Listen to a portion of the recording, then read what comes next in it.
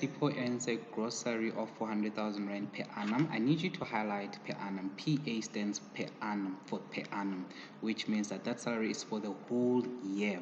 He contributes 11.25% of his monthly salary to the pension fund, and VC Traders contributes 1.5 for every 1 Rand.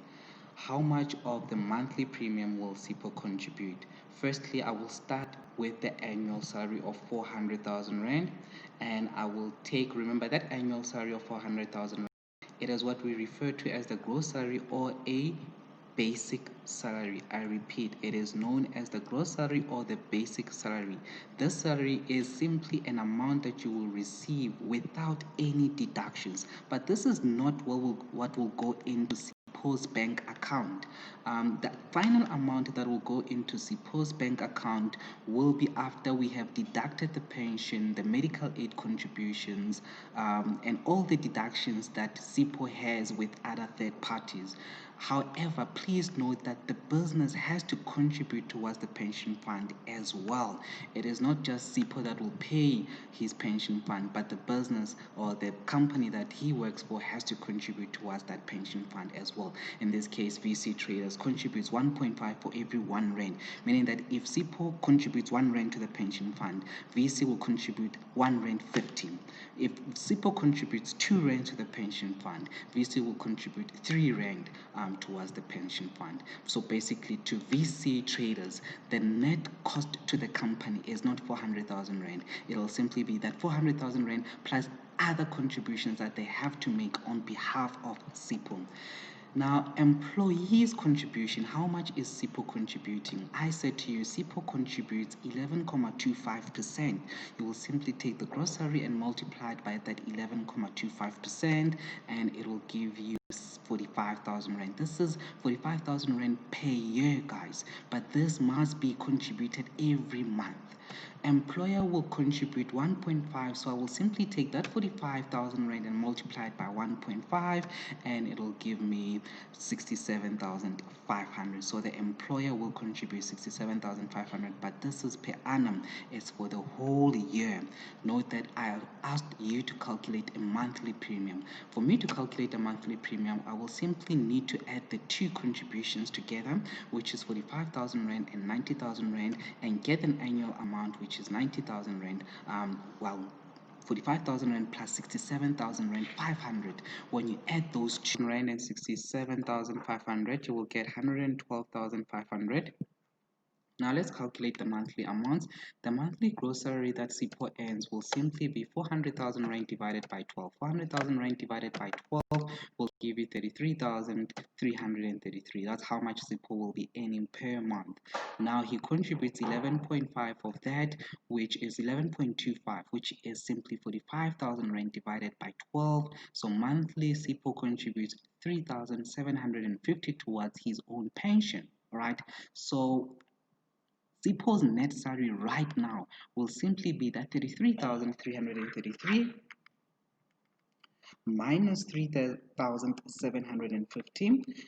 Basically, SIPO will have 29,583 deposited by VC to his account, and that is what we refer to as the net salary. So basically, the net salary is simply the gross salary minus deductions. In this case, the only amount that will be deducted from SIPO's salary is towards the pension, which is 3,750. The employer's contribution, please note that the employer's contribution doesn't come from SIPO's salary. It is an extra cost to the company. So employer has to pay that 67,500 extra on top of paying SIPO 400,000 Rand. Basically, cost to the company for the employer is 467,500. That is the total cost that the company will incur for employing SIPO. All right. Now, obviously, per month it will be 5,625. That is the contribution by the employer.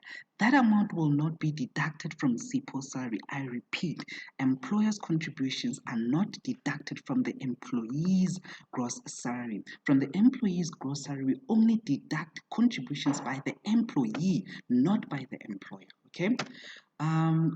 obviously cost to the company will simply be that 112,500 divided by 12.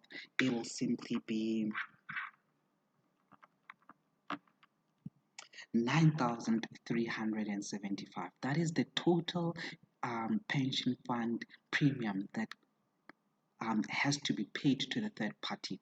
I did explain when we were in class that if you are employed by government, your pension fund will be paid over to PIC. PIC, it is an organization that is in charge of government employees' pension, and I did specify that there's corruption that happens there, and some of the people when they retire, they might not get their full pension money. But if you are in a private sector like I am right now, my pension fund is paid to another investment bank, and most it can be all mutual, it can be Investec, it can be Ellen Gray. Those investment companies will hold employees' pension until they reach the retirement age. And I did specify that early retirement, guys, is 55 years, and a retirement age in South Africa at the moment for you to go to pension, it will simply be 65. I meant early pension. Obviously, if you want to go for early pension, the age will be 55, but the official age is 65 years.